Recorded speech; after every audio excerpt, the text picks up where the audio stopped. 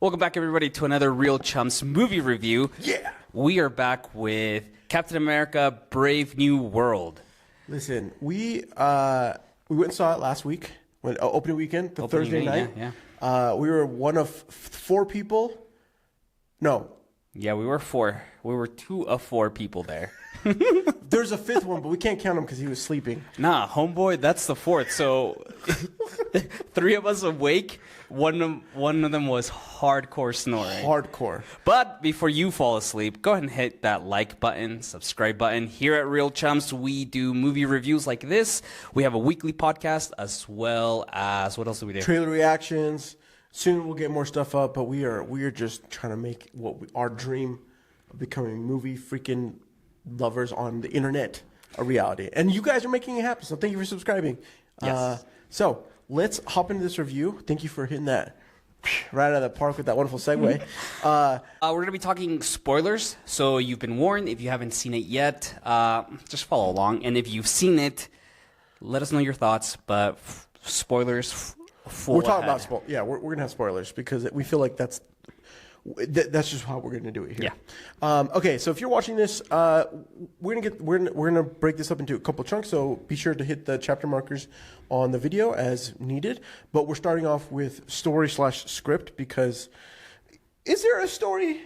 Okay, so, I mean, famously, this movie has had a lot of rewrites Yep. and reshoots. Yep. And it's something that you can feel here. Yes. And I struggled. I think my biggest issue with the script is that I had a lot of issues with it. It's trying to address several themes and topics, whether that's like mining natural resources on foreign land, the role of a president during distress, hostage situations and how we treat prisoners of war. These themes that are brought up, which are really good themes, they are. don't commit to any of them. No, you're right. I think that's my issue. Where I was like, oh, we're talking about the celestial and like different countries coming together to like who's going to properly mine this, and should we just skip ahead? But the movie doesn't commit to that. No, yeah. Like, what is the ethics of mining natural resources? And maybe that's one of the things that they wanted to dig into, but because of all the rewrites, it didn't land. Yeah. I do feel like this movie is tying a lot of loose ends from other movies. Oh, yeah. The Celestials you talked about. We have. I mean, that's just they call it the Celestial Island. Yeah. As in the Celestial Mass. You know, the big From the Eternals. from the Eternals. We also have the tie-in with Ross, who is kind of he's like played a small role in different things, primarily in as you know Civil the War. Hulk, yeah, And Civil. Yeah. yeah. So Hulk, the Incredible Hulk, and then Civil War, which does play in part in this series. Having Harrison Ford come in was great. I really enjoyed him. We'll talk about it in a little bit, but after going back and rewatching Civil War, I was like, "Ooh, man, that feels rough." The fact that not rough, it's like they didn't have a plan, and so that's why they recast the actor, and they wanted someone big name, so you bring in Harrison Ford. Yeah. He brings all of his gravitas, and he's just in it for the fun and the check. And the check. Yeah, Primarily the check. He's very clear that he's in it for the check. No, but at the end of the day, I think look with this. We have tie-ins of the Incredible Hulk, which was a ton of loose, like little tie-in things that they wanted to like from close. Betty Ross to Thaddeus Ross to what's the villain's name? I can't remember his name. Whatever the guy who like not Brainiac but Brainiac. It's tying like a lot of loose ends there. They try to also tie in like how like we want you to build the Avengers, right? Yeah. Like The only person that was committed was is Anthony Mackie's performance to the grandeur, the pressure of Captain America in this role. Sure, yeah. There's this theme of like living up to a role or to an expectation, right? Yeah. And I think that's played out fairly well. I think that's what they had all these different themes they wanted to address, and okay, I think we're going to center on this one. Yeah. But it is very choppy on how we get there, and the fact that the movie has like 8 different credits to the story, and then 6 different credits on the actual script. Yeah. It's messy, and you feel that because there's even like dialogue at times where I'm just like, clearly you're trying to close or tie in loose ends from the previous movies, even this show, Captain or Falcon and the Winter Soldier, and it's just like it just doesn't feel natural. Like even that scene where Isaiah, or no, when the new Falcon meets Isaiah Bradley, and he's like, "Oh, you're Isaiah Bradley, the guy who took the serum, who was in prison for 30 years." It's like, no one talks like that in real life. There's not really any substance, like you said. There's no solidifying factor in any of it, because there were so many rewrites and so many reshoots. Like none of it lands hard. I will say I did watch this twice. Okay. The second time, because I already had watched it, you know, I was in it for for kicks and giggles. Just okay? for the ride. I was just for the ride. Yeah. It does feel a little bit better. It's just I can't think too much about it because then I get pissed. Yeah, I think this is a movie that I will enjoy more, like in additional rewatches, not because I'm like getting more out of it, mainly just because it's like, yeah, like it is what it is. I'll just put it on just to have it play, and I might enjoy it more. Yeah. Okay. Now with that, like I want to talk about like the characters a bit. Like, I think my biggest issue was Giancarlo Esposito's character, Sidewinder. Now keep in mind the movie had been shot and filmed. Okay, and then 3 months later they're like, no, we're gonna cast Giancarlo as the Sidewinder, and then they went back and reshot that whole all of him, which is kind of wild to think, because he plays a pivotal role as the red herring, so to speak. Like you're meant to believe that he's the villain when in reality it's someone else, and it's hard to like pull that off. I don't know how well they didn't pull it off, in my opinion, just because this movie could have been fine without that character. Listen, so here's part of the situation. I feel like they bring him in. They might have something bigger, because the whole thing that he's in is because now they have beef. Has beef with Sam Wilson as Captain America. He wants to kill him. Why? What beef does he have? He just has beef with him. Exactly. No, but this is the thing. Is like they have him in there because now he's like, hey, you're gonna. They have it. They make an agreement. So he steals it. He has beef because he came in and to his knowledge. You mean he has beef with him now moving forward? Now moving forward. Yeah, not at the beginning of this movie. No. Okay. Now moving forward, there's beef. His performance, when I watched it the second time, truly, I was like, man, they are missing the mark. Well, yeah, because he was written in last minute and had to be shot. I don't know if you can answer me this question. How many times was Sam Wilson and Sidewinder in the same frame? No, there wasn't any. Yeah, there was. Yeah, because there's a whole... Well... I don't think so, man. He fights. So they're in the same scene when they're talking through the exposition of what happened. Okay, no. Okay, let me say this. Anthony Mackie and Giancarlo Esposito, how many times are they in the same frame? I think they do a very good job at shooting them. Because, again, he came in last minute. Yeah. They shot him but what about individually. The fight sequence, I think. That's a stunt double. Yeah. And then when he stands up above him and he's on the hood of the car. Yeah. We never get a long shot of them. That's true. It's just a quick shot at Sam and then another one at Sidewinder. That's the issue I have with this movie. Going back to the script, sorry. And that's why I don't believe the threat that is Sidewinder. Because you never have them face off. You don't use camera shots or anything to create tension between these characters. Yeah. I don't buy into the threat because it's not delivered to me. I don't see it. Yeah. Therefore, I don't feel it. Harrison Ford and Anthony Mackie on screen together feel great. Like they're not. It's not as great as like some other characters that we've had in the past. Like, or even just watching Civil War, having Stark and Ross at that time play off. Ross is he just has the lines and he just delivers.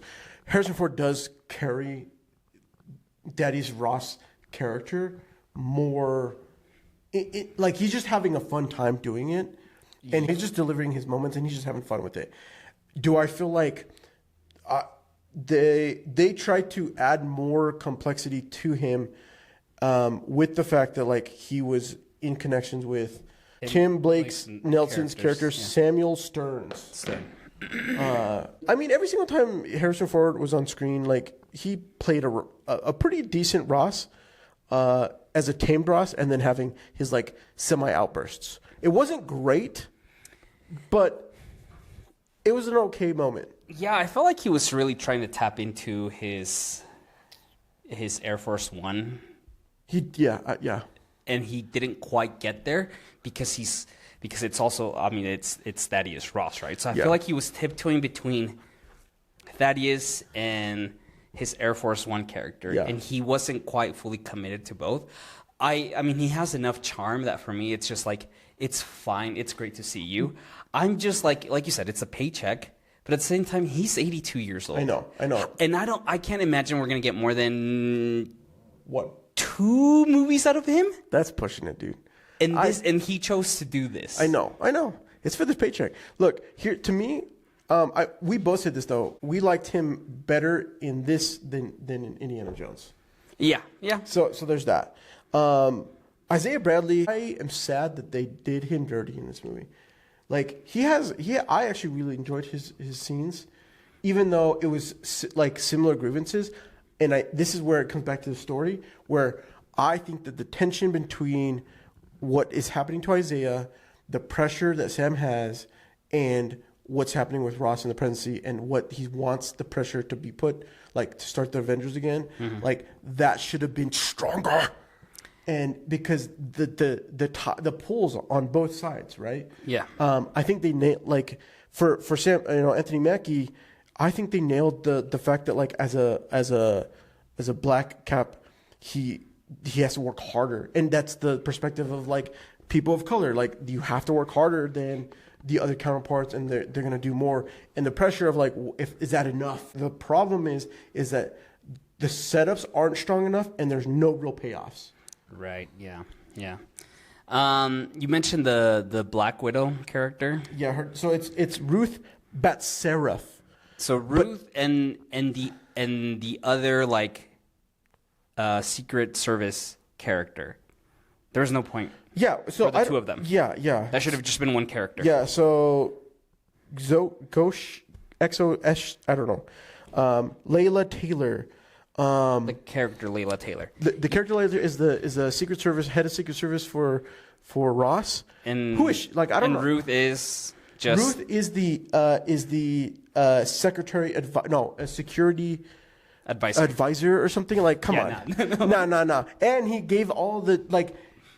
Sam has more interactions with Taylor than he does with Batsaref, and it's just. That should have just been one character. It would have been what should have been one character, and it just. And it was just interesting because Sam Wilson says that early. He's like, I have someone on the inside that's keeping eyes on him, right? Yeah. And it's her. Yeah. But then you introduce Ruth, and it's like, okay, well, that's going on. Yeah. Okay, my other issue that I had with this movie, and I want to talk about this, is just the choreography, like the fight sequences. Oh boy. Okay. I really struggled with it. We both did. I will say this: watching it the second time, still should have been better. Yeah. But I will say I did enjoy the aerial perspective flying of Cap a little bit more, like the sequence at Celestial Island when they're trying to hone off. We have Coyote and Whiskey who get brainwashed and they go to start to attack Japan. Literal World War III could start, or blah, blah, blah, which, again, huge implications, huge things that could have happened with the whole sequence, and yet it plays off in, like, no repercussions. Yeah. Like, and it's no, whatever, okay? Sorry, I get hated. However, I rewatched Civil War. Okay. And I'm just like, they did him dirty. But even with Winter Soldier, or, Falcon and Winter Soldier, Civil War, all of them, like, Wilson has cooler shield wings in both of those sequences. Yes.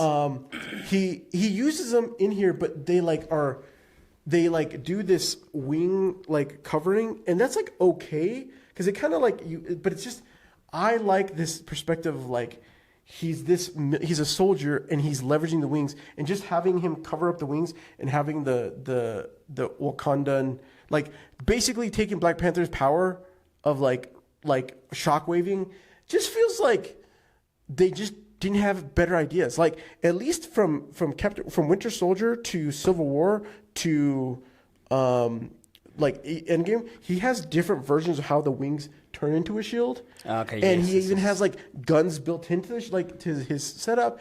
I'm not saying he needs to use gun because he has the shield, but even then, he's not the same. He's Wilson. He's not Rogers, and it felt like they just didn't give it enough love. And I'm like, and the actual fight choreography in it was, and the editing. It's not just the choreography. Yes, I yes. think the choreography was actually pretty decent, not amazing, but it was good enough. But they did not deliver on the overall, maybe not only on like the coverage of shooting it, but also on the editing portion of that. Yes, I agree with that. And I want to just compare real quick with Captain America: The Winter Soldier. Yes. That first in this movie, Brave New World kind of homages that in the first sequence, right? You have in Winter Soldier, Captain America comes on this big old freight, Yep, right? yep. And there's But hostages. that's way more espionage. It's doing at night. It's at night. They're on a carrier. They're trying to be secret. Literally, You have Black Widow that's trying to get intel, right? Download intel. You have Captain America who's committed to freeing the hostages. Yeah. What makes, in my opinion, and if you haven't seen our episode on The Equalizer, this is something that we talk about. Yes. But there is a good action sequence. Not only is there to entertain and give us cool moments, but it's to also let us inform us on the character, who they are, why they do the things that they do. and Go ahead.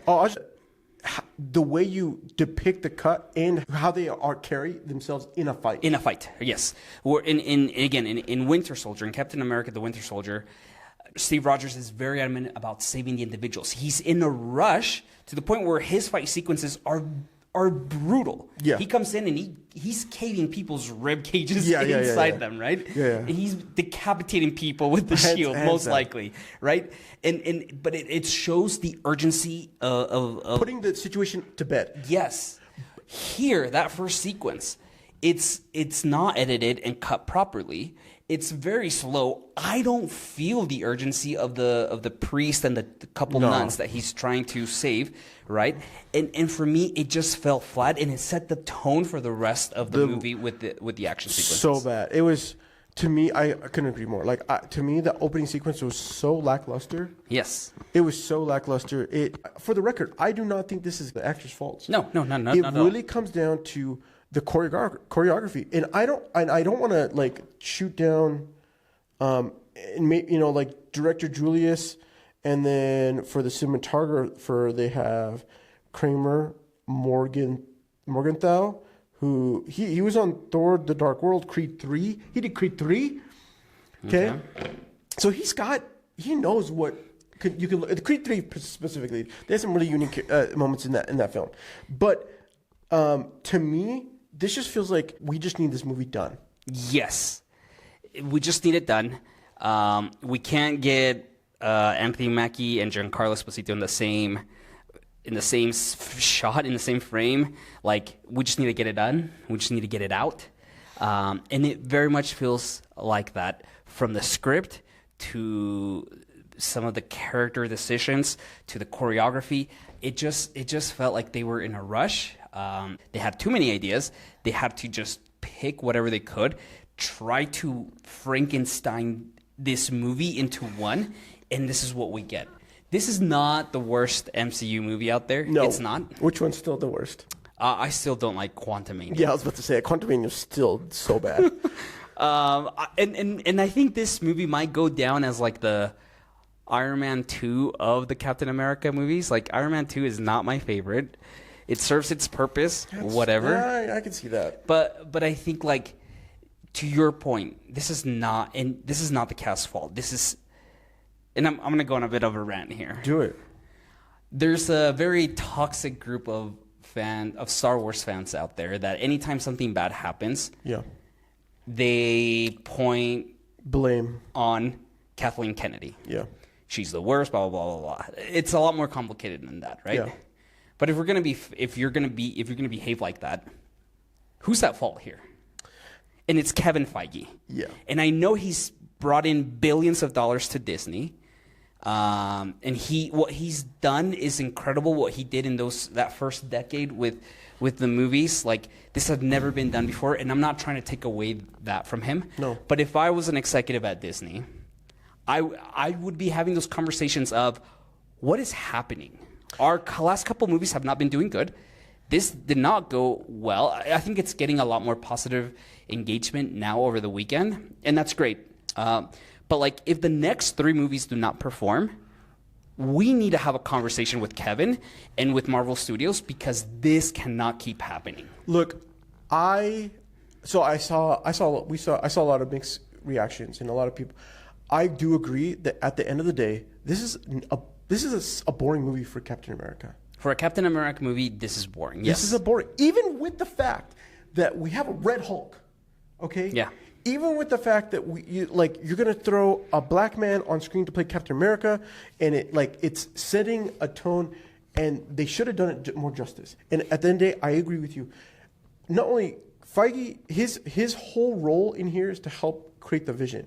He had a vision for the 10 years, but so much has been brought in, so many changes, so many swings that they took in the early days, and it feels as if they are trying to play some weird catch-up game or like a remake game with all these newer up-and-coming movies, or even like closing out some of the original franchises. They are forgetting the individual characters and what they bring and the story that we can tell in that film. And they're looking at this like, what can we do? And don't get me wrong, like we're at a level for these films where like there is going to have to be 2 superheroes or like interconnectedness or whatever. But you do not have to sacrifice a good story through line with a great setup and a good payoff for the greater good of the MCU. Yeah. And I think I think Kevin Feige's to blame here. And like, again, not to take away from what he's done, because it's been amazing. We wouldn't have these films. Yeah. But I do think there needs to be a level of accountability here. And I think there's just Disney is just letting Marvel Studios kind of keep doing what they're doing. Yeah, they've cut them back on like Disney Plus shows. Yeah. Mm-hmm. But the quality has not improved. And I worry that next we have Thunderbolts coming out. Oh, boy. A lot is riding on that, and mostly on Fantastic Four. Yeah. But after that, we have what? We just have the Avengers movies. Yeah, and we don't know where those are at. They start filming sometime this summer. I know, but we don't have like the. We don't know where we're going with. Yeah. They were supposed to have Jonathan Majors, like that's a whole So who knows how many rewrites and stuff they're gonna have to do. This is me. I guess this is just me as a fan saying, Kevin, like you need to be more accountable. Yeah. And you keep hiding away. Like we're not getting interviews from the guy. Yeah. He hides, and whatever. But like. If we are that aggressive with Kathleen Kennedy, I'm not. No. But if fans are that aggressive with her, why are we not? Why are we not demanding the same level of expectations from Kevin Feige? It's a hot take, and I'm here for it. I approve this message, folks. I approve this message, and you should too. We deserve more. We deserve better. The cast and crew deserve better. Yeah. Enough of these. Of selecting directors that you just steamroll over and say, we will take care of the action sequences, half-assed, okay? Yes.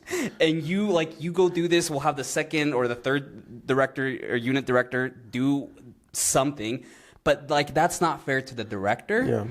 Yeah. To the cast members? And it's just like you need to do better. That's it. There, I've said it. That's all.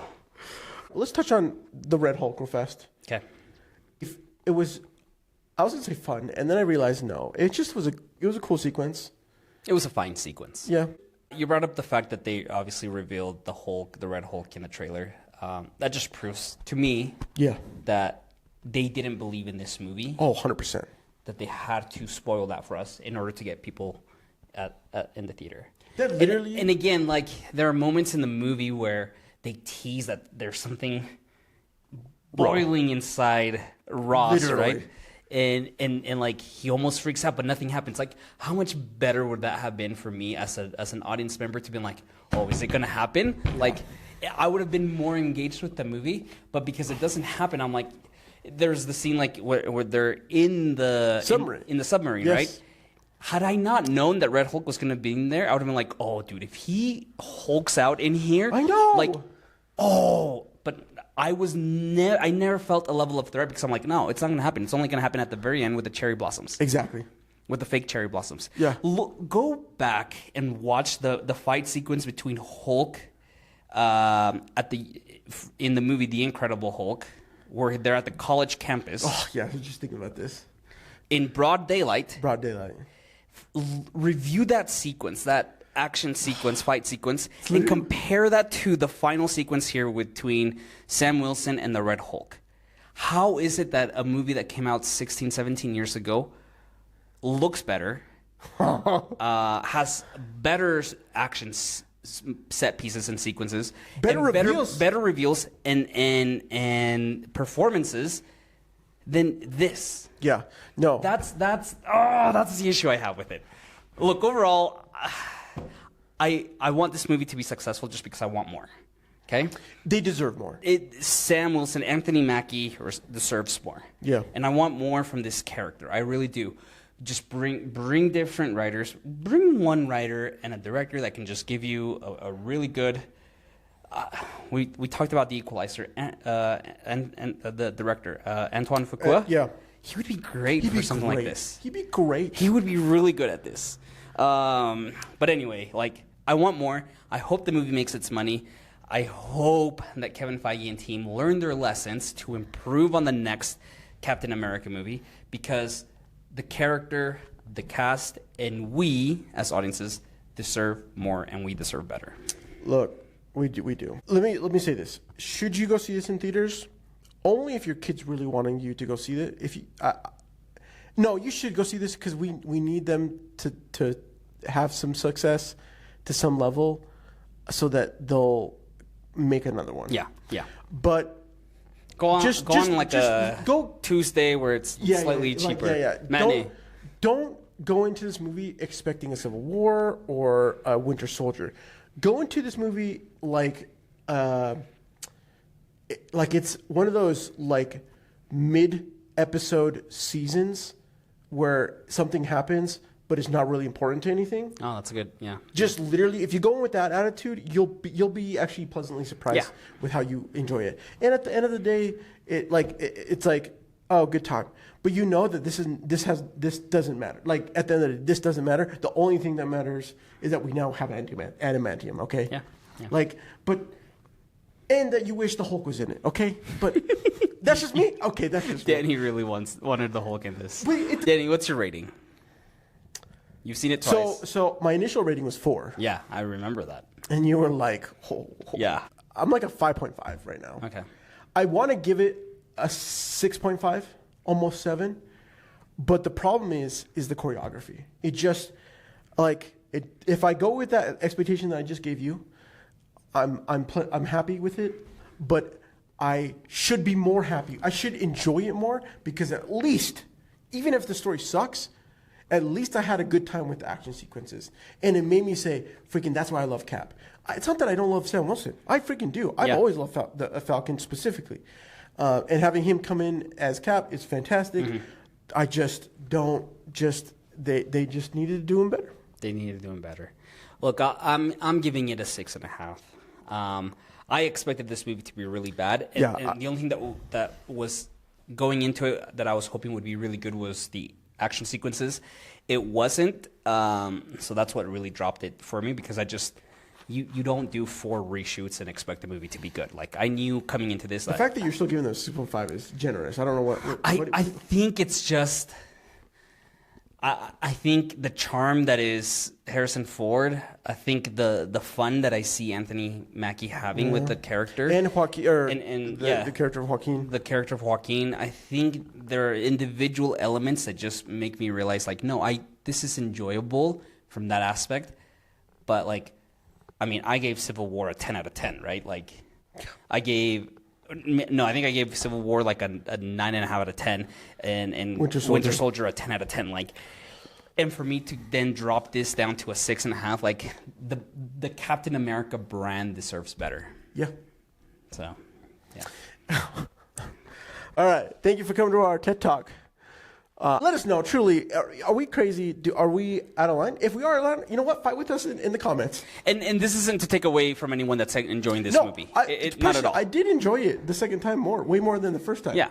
I was not happy the first time. No, you were not. I was not. I've come to terms and I know what it is, and I think I will watch it probably right after The Incredible Hulk because it'll be the best option. Yeah. Anyways, so let us know in the comments below, and with that being said, we'll see you on Sunday. Later, guys.